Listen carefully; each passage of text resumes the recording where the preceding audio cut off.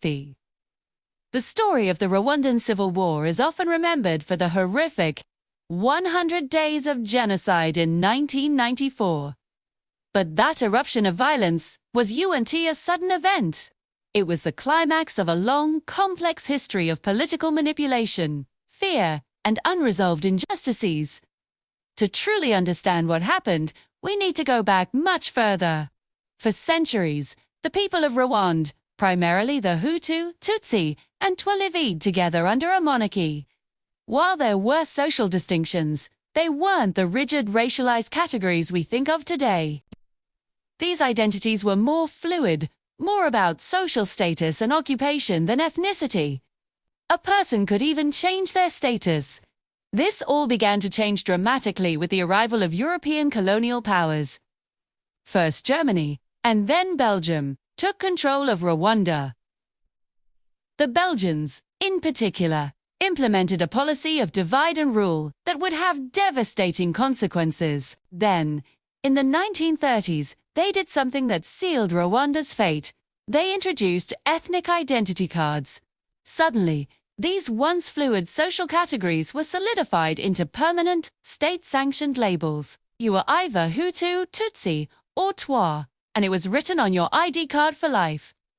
This act alone sowed deep seeds of resentment and division.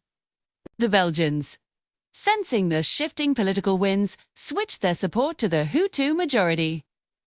The Hutu Revolution began, and when independence was granted in 1962, a Hutu-led government took power. What followed was a violent reversal of the colonial power structure.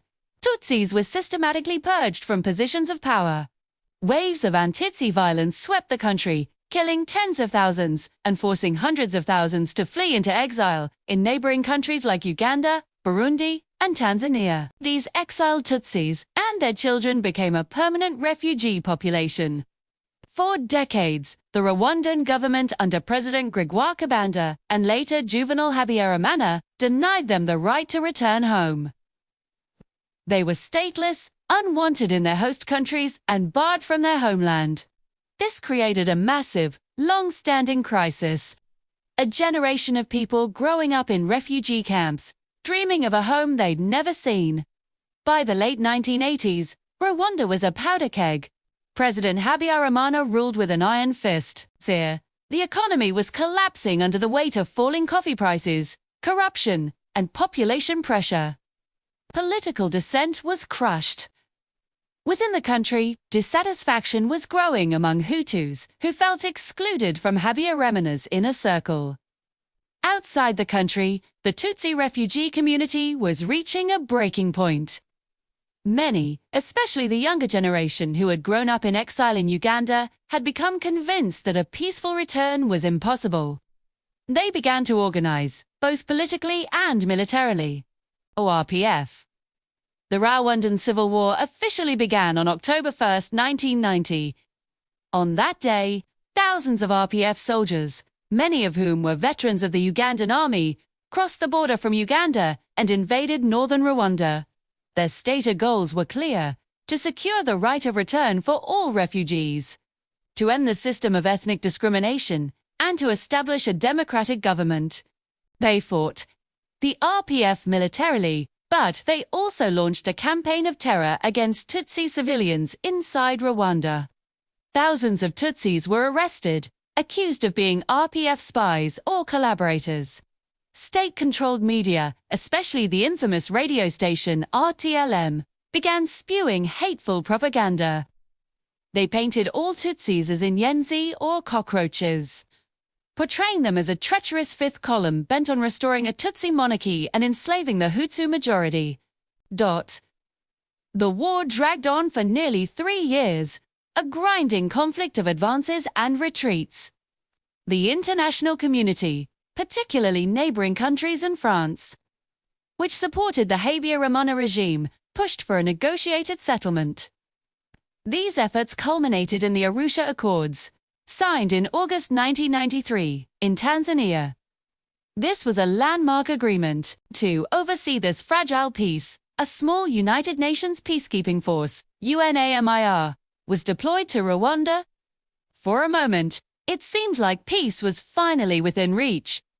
But this peace was an illusion. Within Habyarimana's government, a powerful faction of Hutu extremists, known as the Akazu, fiercely opposed the Arusha Accords. They saw sharing power with the RPF as a total betrayal. For them, it was a zero-sum game. They could not imagine a future where Tutsis held any political power. While peace talks were happening, these extremists were preparing for war of a different kind. They trained and armed youth militias, the Interahamwe. They compiled lists of Tutsis and moderate Hutu political opponents to be targeted. They stockpiled weapons. Through their control of the radio, they intensified their campaign of dehumanization, priming the population for mass violence. The peacekeepers on the ground saw the warning signs, but their warnings to the UN headquarters in New York went largely unheeded. The final trigger came on the evening of April 6, 1994. The plane-carrying president, Habyarimana, and the president of Burundi, was shot down by a surface-to-air missile as it prepared to land in Kigali.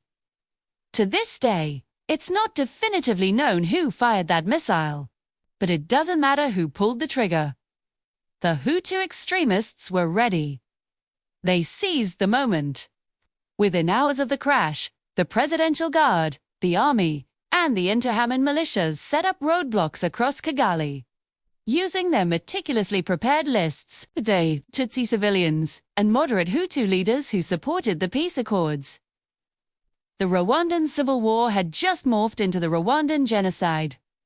The carefully planned campaign of extermination had begun.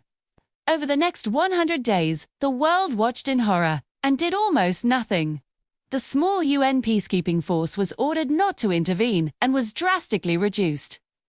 The civil war had become a one-sided slaughter. The extremist-led government used radio broadcasts to direct the killings, urging ordinary Hutu civilians to take up machetes and clubs against their Tutsi neighbors. Churches, schools, and hospitals, places where people sought refuge, became slaughterhouses. An estimated 800,000 people were murdered in just over 3 months.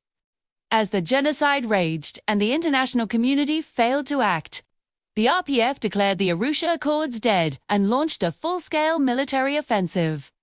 Fighting their way from the north, they advanced steadily across the country. They were the only force on the ground actively trying to save people and end the killings. By early July 1994, the RPF had captured the capital Kigali and other key cities.